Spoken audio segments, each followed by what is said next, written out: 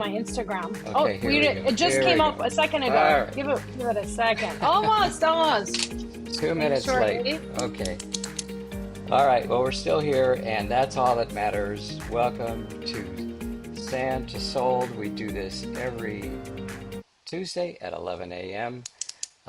We talk about real estate. We talk about the challenges of real estate. We talk about everything under the sun when it comes to real estate. And it's my pleasure to introduce my co-host. Hello, people out there. Wonderful Tuesday. It's at 11. My name is Anastasia Bonholzer. I am known as your loan queen, mortgage broker in the South Bay, Los Angeles, Texas, and Florida. Hello, hello, Stuart. How is everything over there? I'm doing really well outside of the technical challenges. For some reason, that go live Instagram button just does not want to work for me sometimes.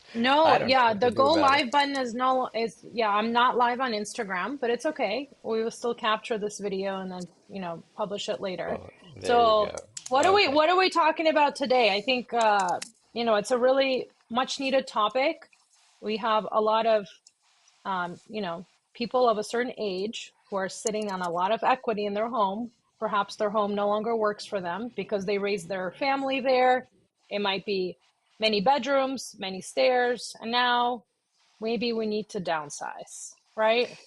Right. And so it's a subject that's to be more specific, what we're talking about today is the challenges that seniors face when there's a potential health issue and they have to move, or they've just decided it is time to move. They don't want to take care of their house anymore, whatever the reason might be. And what we wanted to do is address those issues as best we can today. Now, obviously, there's so many issues that come up for seniors in terms of what's the value of my house, who do I trust, do I send my, do I sell my home to a developer? How does that work? So we want to touch on some of those, and then Anastasia wants to touch on what are some of your loan options. What are some of the things you can actually do with the equity? And so the truth is, we could talk again for hours about this. We're going to just briefly brush over some of the challenges. But this is a subject that's very dear and near to my heart because unfortunately, in the last 5 years, I lost both parents. And even with the expertise of, after being a realtor at that point, which had been pretty close to 20 years, the challenges that our family faced and all the variables that came as Mm, a result that we thought we had covered. And through mm, experience of dealing, with other seniors throughout my 25-year career now, had, realized that we really had just scratched the surface, even though we had been through many transactions with seniors. So when it happens to you personally, it gets a little more involved and a little more challenging. I mean, we had care workers that were actually trying to steal our estate from us. oh my gosh. That And, is such a which, common thing these days to protect. right, And now we must actually inform our elderly clients to make sure that they're not getting too close with their care workers. I can't believe we actually have to say that. But, seniors do get taken to the cleaners quite a bit by people coming in at the very last few years of life and right. getting them to Well, sign over all of their assets to them. it's sad to say, but the thing is that that actually is an industry by itself. It's a very secret Mm, industry and it's a very complicated industry. And maybe at one of these shows we'll talk about it specifically and how it relates to home sales and what you should be aware of. hmm But that's a little more than we wanted to get into today. But let's start from the very beginning. Let's start in terms of let's pretend that you're a senior, you realize that it's time to move on because, potentially those stairs that you have are a little harder to climb. Yeah. Maybe you've lost a loved one and you don't want those memories anymore and you want to move on to your life. And, there's a host of reasons that obviously someone who has a fair amount of equity in their house. Now, in the beach areas, of course, this is a real possibility. And you want to be able to protect that equity. You want to be able to protect those assets. So I think the number one thing that happens to people in that position is the fear factor. They've hmm been very comfortable where they're at for the last 30, 40 years, whatever it is. They really don't want to change psychologically. They're pretty much set in their ways, but moving out of a house and making decisions about what's probably the most important or valuable asset that you have is part of that change, and facing it is the toughest thing. And as a realtor, I definitely get that. I've been through it myself, obviously, with my parents and myself in general. And it's that fear of change. But, the bottom line is that there are people out there, myself and Anastasia included, who understand that this is what's happening and do take it slowly. Hmm. Obviously, there's no rush in that particular situation. The one thing that you want to be reassured of is that somebody who's handling your estate, everything you've worked for your entire life, understands that there really is not a rush process here. That you want to seek out every opportunity and seek out every professional that's necessary. And unfortunately, you need a number of professionals to make those big decisions. Hmm. You need a financial advisor, you need a realtor, you may need an appraiser, you need a lawyer, you need a trust lawyer, and you need someone like Anastasia who knows what And your I think options are. CPA is an important option too, especially when Absolutely. it comes down to the equity. Is it taxable? Is it not taxable? We're not here to cover that portion here, but that's why we would definitely refer you to those individuals just so you understand what happens after you sell the home and you have the equity. What do you do with it now? Right. And I'm going to let Anastasia get into some real interesting options as to what you do with that. We'll jump back to me to myself in a second and talk about some of the options you have in terms of selling. But right now, I'd Yeah. like to have Anastasia pretend you've already sold your house and you have Yeah. some money in the bank. What can you do? What can you do? So, a lot of the times, the money that somebody has a house, and I've come to see that more often than not, there are no other safety nets in terms of how will I live? I have no 401k. I might have a small pension, if that, but I'm just living on Social Security. And I'm actually selling my house out of financial necessity. I have all the equity in the house and I'm forced to sell it because I have to live. And I have all of my retirement is basically in the equity. What do we do in that situation? I would not advise the client to buy in cash, only because we want to use the equity in the home and reinvest it into some kind of investment account where it pays somebody dividends. It makes an income out of that cash flow because there are mortgage options available for those who don't have jobs. I mean, you might be retired and thinking, how will I be able to afford this mortgage? And you can. So we do have options such as if somebody does have a lot of equity and a lot of assets, asset depletion, asset utilization loan. What that means is if somebody hypothetically has $3 million in their bank, what we do is we divide those assets into 60, and then that becomes your annual income.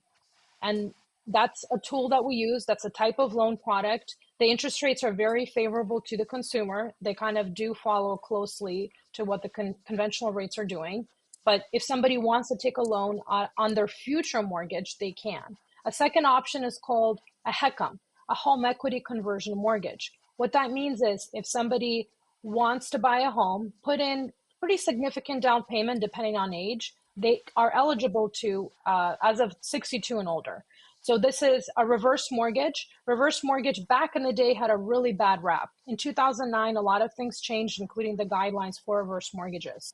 Back in the day, banks used to sign up on title. So when somebody passed away and they had a reverse mortgage, the bank would take the house. In this case, a lot of things have changed. So it is now called a HECM. It is a type of reverse mortgage where you can put whoever you want on title. You can have your living trust on there to be a title holder. You can put yourself, your kids, whoever you want, but it is not the bank. So when somebody does pass away with a reverse mortgage in the current format, um, nope, the bank does not take your home. You Quick keep the question. equity, Quick and there's no question. mortgage payment on that one. Okay. Quick question on that one. Is that a requirement now, if to have someone connected to the loan, or how does that work? No, it's not a requirement. If somebody, it's basically how is the state set up, and I would want to always advise the client to create a trust. I would not want the Right. client to be in a position of being super vulnerable and only have a will, because the will does not legally protect anyone against Right. who's going to take your estate later on.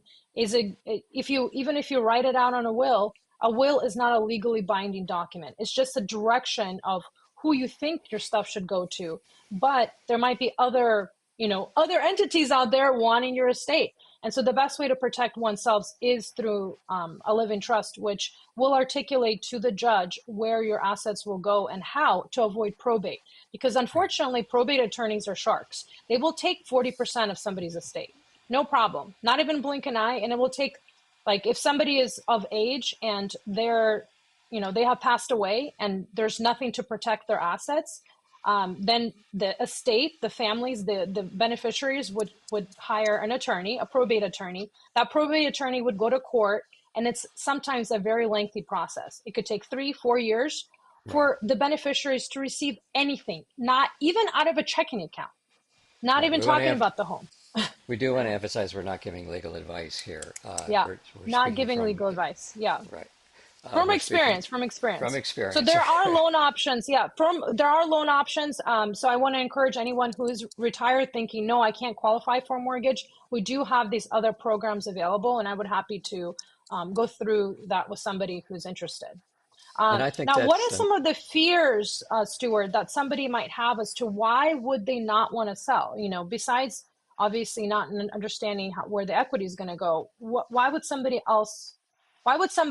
need to sell but choose not to? Or what would be another okay, block for them? I'll answer that in just a second. But what I want to emphasize is something that you just mentioned, Anastasia. And I think, again, getting back to the fear factor, most people, seniors included, believe that at a certain age, when they know they can't create another income, don't make the decisions because they don't think they have some of the options that you just mentioned.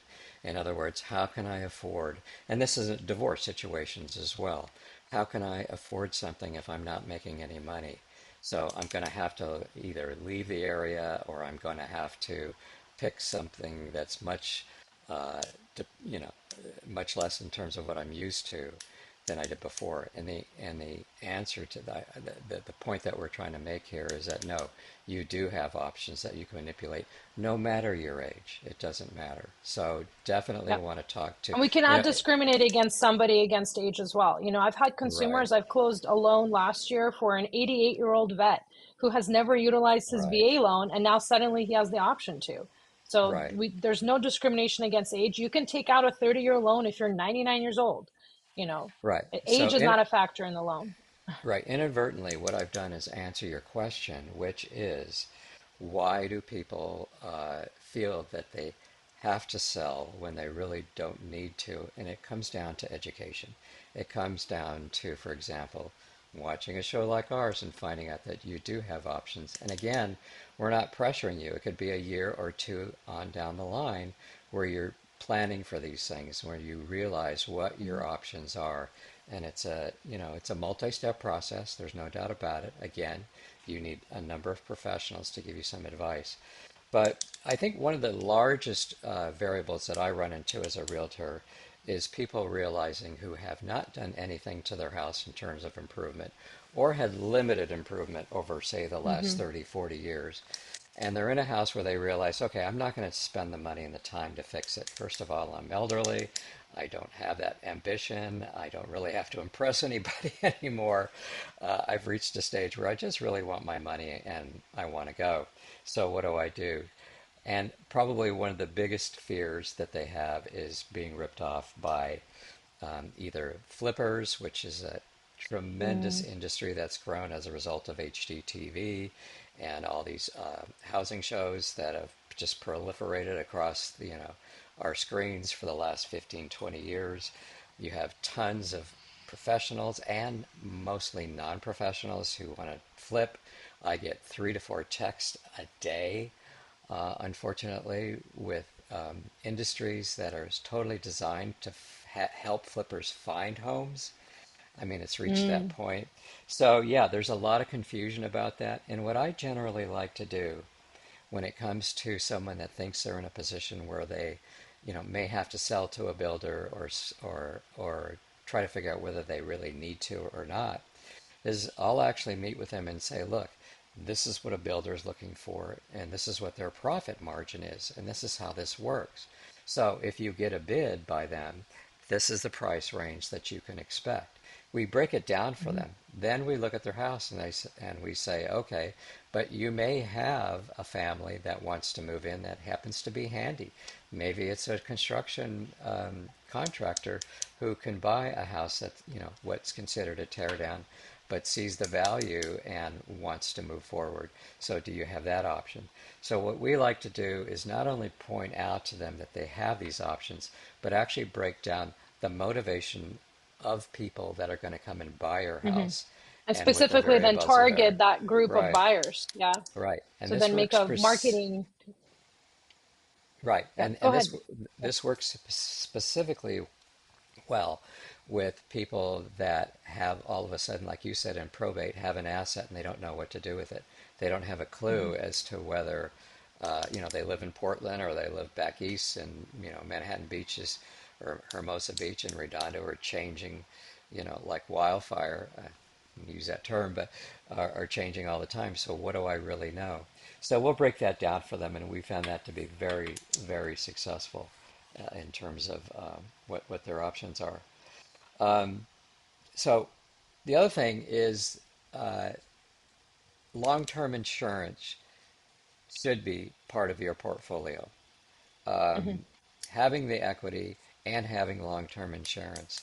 And I'm not quite sure where the bar is for getting it. I would imagine it's pretty close to age 65 to 70 is about the last time you'd be able to get into that barn and and start securing it. If anybody knows the answer to that question, please feel free to comment. That's not an area that I know well, although I do have long-term insurance.